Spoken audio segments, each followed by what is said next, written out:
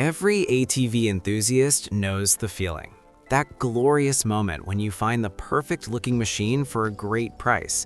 The body is clean, the tires are new, and the seller has a believable story. But there's one thing, one critical detail that can turn that dream machine into a permanent, expensive garage ornament: the engine under the hood. Because not all power plants are created equal. In the pursuit of power, of meeting emissions, or just plain cutting costs, manufacturers have let some truly terrible engines slip through into production. Engines with fundamental, unfixable design flaws. Engines that are essentially mechanical time bombs, guaranteed to fail in spectacular and expensive fashion.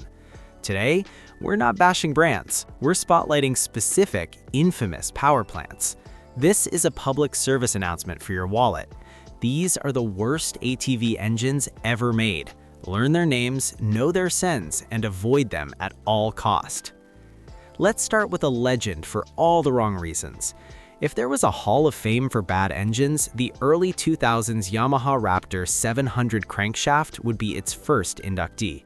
Now, the Raptor 700 as a machine is iconic, but the 2006 to 2009 models are haunted by an engine flaw so severe it nearly ruined the model's reputation.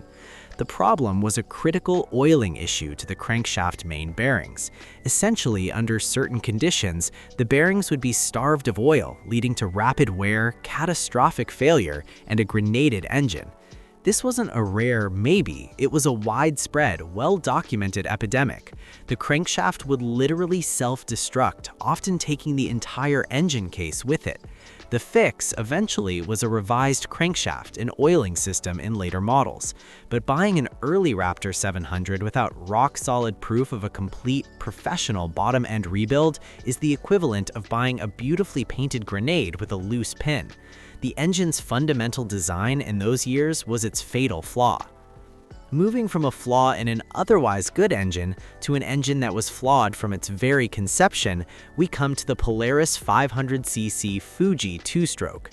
Used in late 1990s and early 2000s Polaris ATVs like the Trail Boss and Sportsman, this engine is the poster child for why two-strokes died in the utility segment.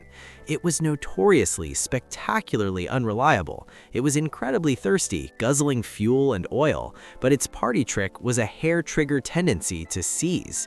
The engine's tuning and cooling were poorly managed, making it prone to overheating and locking up without warning, often leaving riders stranded with a seized piston welded to the cylinder wall. Parts for it are now a nightmare to find. While the two-stroke era had some brilliant engines, this Polaris variant was not one of them. It was a poorly executed, unreliable power plant that gave a generation of riders trust issues.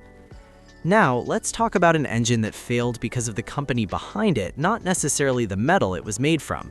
This is the Arctic Cat Textron era 500 to 700cc engines, circa 2017 to 2020. The issue here isn't a specific singular mechanical fault like a snapping crank, it's a death sentence by corporate abandonment. When Textron bought Arctic Cat, the ATV division was left to wither. The engines in these final year models, while sometimes based on older Suzuki designs, became orphans overnight. Part support evaporated, dealers closed. Finding something as simple as a specific gasket, sensor, or fuel pump became a months-long scavenger hunt on eBay. You couldn't get a proprietary ECU flashed or replaced. An engine is only as good as the support system behind it, and Textron systematically dismantled that system. Owning one of these engines means any minor failure can become a terminal diagnosis, simply because the part you need doesn't exist in the supply chain anymore. It's an engine made irrelevant by corporate strategy.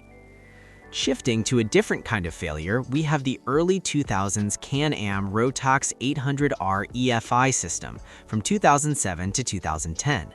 The Rotax 800cc V-twin is a stout block, but the first-generation Bosch electronic fuel injection and electrical system wrapped around it was a disaster. This era of Outlander and Renegade is infamous for chronic, cascading electrical failures. The primary culprits were the stator and voltage regulator. They would fail with stunning regularity, but the real horror was that when the stator failed, it would often send a surge of incorrect voltage back through the wiring harness, frying the engine control unit, the bike's computer. Replacing a stator is one thing. Replacing a coded proprietary ECU for a 15-year-old machine is a wallet-emptying ordeal. This engine package didn't fail from weak internals. It failed from a fragile, poorly integrated nervous system that turned a simple charging system fault into a $4,000 total electrical system meltdown. Next, we delve into the world of false economy with the ultra-cheap Chinese 150 to 250cc clone engines. These are the anonymous power plants in those no-name ATVs sold on Amazon or at flea markets.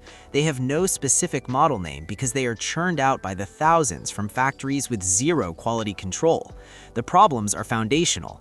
The metallurgy of the cylinder and piston is subpar, leading to rapid wear or sudden seizures. The casting of the cases can be porous, leading to oil leaks. The carburetors are made of pot metal and will never hold a tune. They are assembled with such poor tolerances that they either blow up immediately or run but with 30% less power than advertised, while vibrating themselves to pieces.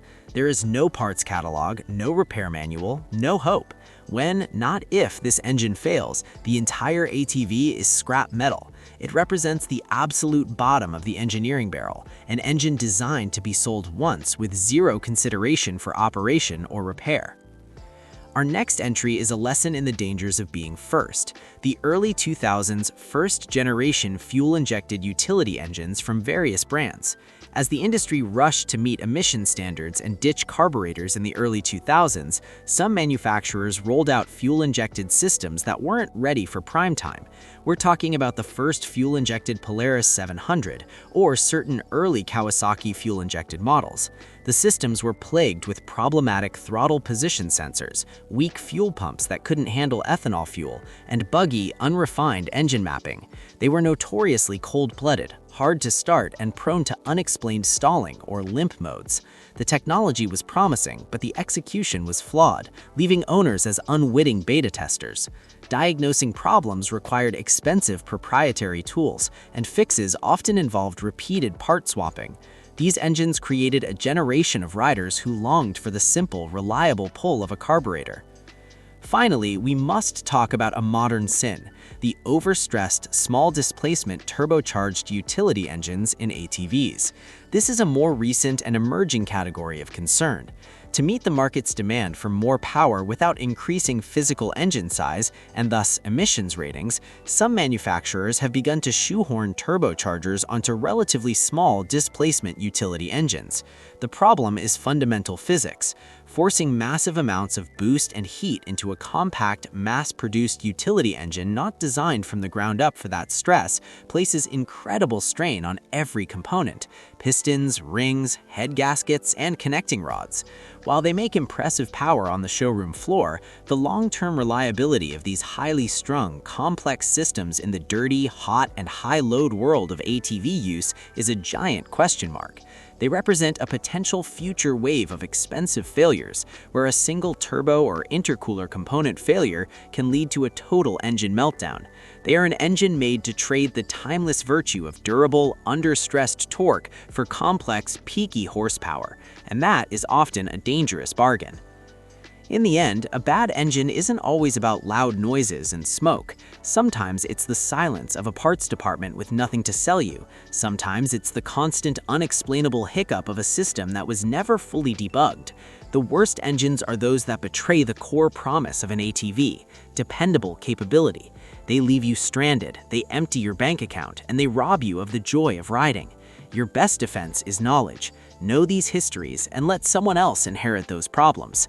Your perfect ATV is out there, and it certainly doesn't have one of these engines in it.